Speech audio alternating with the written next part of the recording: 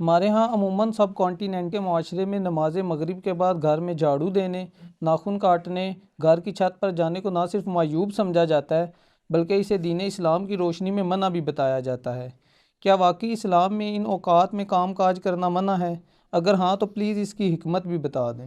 پہلے تو کیٹاگوریکلی سن لیں کہ یہ ساری کی ساری ہندوانہ توہمات ہیں جو ہمارے معاشرے میں آ گئی ہیں۔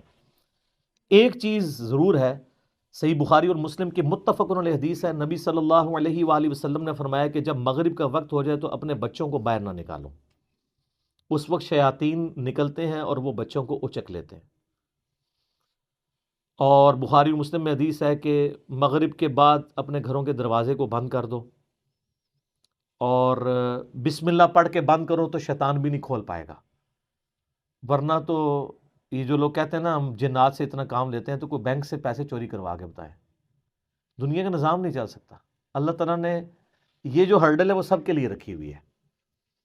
بخاری مسلم میں الفاظ ہیں، اپنے برتنوں کو ڈھانپ دو، خالی برتنوں کو الٹا کر دو اگر ڈھانپ نہیں سکتے، اور اگر بھرے ہوئے برتن ہیں اس کو ڈھانپنے کے لیے کوئی چیز نہ ملے تو بخاری مسلم کے الفاظ ہیں کوئی ایک تنکا ہی اس کے اوپر رکھ دو۔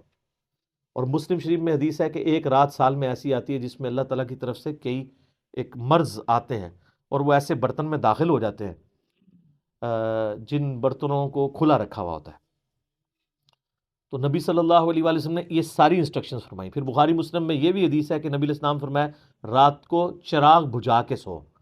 بعض اوقات آپ علیہ السلام نے فرمایا کہ جو وہ چوہا ہے وہ دیے کی بتی کو لے جاتا ہے اور گھر میں آگ لگ جاتی ہے۔ بلکہ بخاری مسلم میں یہ بھی موجود ہے کہ نبی علیہ السلام کے مبارک زمانے میں ایک گھر کو آگ لگی اور سارے گھر والے جل گئے، اور وہ اسی طرح لگی تو آپ علیہ السلام نے منع فرمایا۔ اور اس کو آپ آج کل کے اعتبار سے دیکھ لیں، یہ سوئی گیس کے ہیٹر یا اور بھی آگ والی کوئی بھی چیزیں رات کو بند کر کے سونا چاہیے۔ آئے دن ابھی تک واقعات ہو رہے ہیں کہ لوگ مرتے ہیں۔ لوڈ شیڈنگ ہوتی ہے، جب گیس آتی ہے تو آٹومیٹک ہیٹر تو آپ کو پتہ ہے 15-20 ہزار روپے کا ملتا ہے۔ ہمارے جو عام 2.5-3 ہزار والے ہیں ہیٹر، یہ تو جب گیس آئے گی تو دوبارہ چلنا شروع ہو جائیں گے، اور ظاہر ہے وہ پائلٹ بھی بجھ گیا ہوتا ہے۔ ایک ظلم تو یہ کر رہے ہیں نا، اتنی گیس لے جاتے ہیں کہ پائلٹ بھی نہیں جلتا۔ اگر پائلٹ جلتا رہے نا تو دوبارہ گیس آئے تو ہیٹر چل اٹھے۔ اسی طریقے سے آج کل آپ کو پتا ہے وہ چونکہ پائلٹ جو کی بھی گیس نہیں رہتی ہے تو وہ گیزر بھی رات کو بند ہو جاتے ہیں، ورنہ پہلے جو لوڈ شیڈنگ ہوا کرتی تھی نا اس میں پائلٹ بند نہیں ہوتا تھا، اتنی گیس ضرور رکھتے تھے، تو رات کو جب صبح فجر کے وقت جب گیس واپس آتی تھی تو دوبارہ گیزر۔ اب تو روزانہ گیزر بھی آن کرنا پڑتا ہے۔ آٹومیٹک تو تھوڑے لوگ ہی افورڈ کر سکتے ہیں، اتنے مہنگے ہیں۔ تو یہ چیزیں ضرور ہیں۔ باقی یہ توہمات ہیں کہ جی گھر کی منڈیر پہ کوا بیٹھ جائے تو مہمان آ رہا ہے، کالی بلی راستہ کاٹ دے تو یہ کوئی نحوست ہے، شیشہ ٹوٹ جانے کو نحوست سمجھتے ہیں۔ اچھا کہتے ہیں جوتی پہ جوتی چڑھی ہو تو سفر لکھا ہے، تو میں اکثر کہتا ہوں میری جوتی پہ جوتی چڑھا دیں آپ روزانہ کے لیے، میں تو جاتا ہی نہیں ہوں کہیں۔ اس طرح سفر نہیں ہوتا، آٹومیٹکلی بھی کئی بار میری جوتی پہ جوتی چڑھی ہوتی ہے، میں تو مہینوں نہیں نکلتا ہوں، ضرورت ہی نہیں پڑتی۔ تو یہ ہیں ساری چیزیں جو توہمات سے تعلق رکھتی ہیں، اور نبی علیہ السلام نے ان چیزوں کو کنڈیم فرمایا۔ قرآن حکیم میں واضح آیت ہے، سورہ بنی اسرائیل میں 36 نمبر آیت، جو 10 کمانڈمنٹس آئی ہیں نا، 9th کمانڈ ہے وَلَا تَقْفُ مَا لَيْسَ لَكَ بِهِ عِلْمٌ إِنَّ السَّمْعَ وَالْبَصَرَ وَالْفُؤَادَ كُلُّ أُولَٰئِكَ كَانَ عَنْهُ مسؤولا۔ اے انسان کسی چیز کی پیروی اس وقت تک مت کر جب تک کہ تیرے پاس اس کے بارے میں ڈیفینیٹ علم نہ آ جائے۔ بے شک کان، آنکھیں اور عقل، دل یا دماغ کوئی بھی چیز، عقل، اس کے بارے میں تم سے پوچھا جائے گا۔ ان 3 چیزوں کو استعمال کر کے تم نے حق بات تک پہنچنے کی کوشش کیوں نہیں کی؟ اور یہ زلزلہ کیوں آتا ہے؟ اور یہ گائے نے ایک سینگ کے اوپر زمین اٹھا رکھی ہے، جب تھک جاتی ہے دوسرے پہ اٹھاتی ہے تو زلزلہ آ جاتا ہے۔ اب یہ توہمات ہیں، وہ کتنی بڑی گائے ہے، کدھر ہے، سب جھوٹ ہے۔ اسلام ان چیزوں کو نہیں مانتا، یا سائنس پروف کر دے مانیں گے۔ ایکوائرڈ نالج بھی ڈیفینیٹ ہے، ریویلڈ نالج بھی ڈیفینیٹ ہے، لیکن ایکوائرڈ نالج وہ جو یعنی سرٹیفائیڈ ہو تجربات سے۔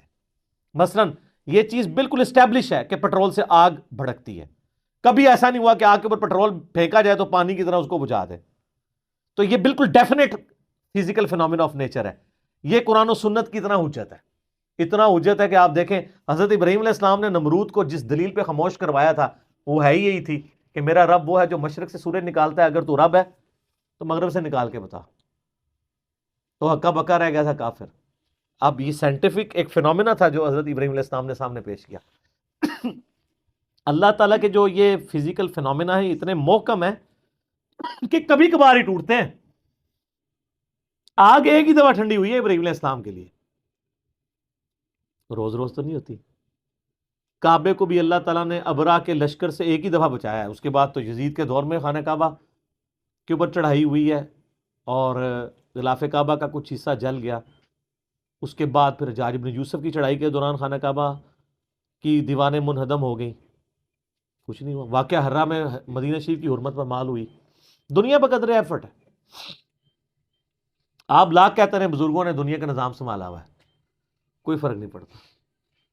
یہ چیزیں بقدر ایفرٹ چل رہی ہوتی ہیں. باقی یہ جتنے توہمات ہیں کہ شام کے وقت جناب وہ آپ جھاڑو نہیں دے سکتے، بھئی کیوں نہیں دے سکتے؟ کامن ہے. ناخن نہیں کاٹ سکتے. اور میں نے تو گھروں میں لڑائیاں ہوتی دیکھی ہیں اس بات کے اوپر.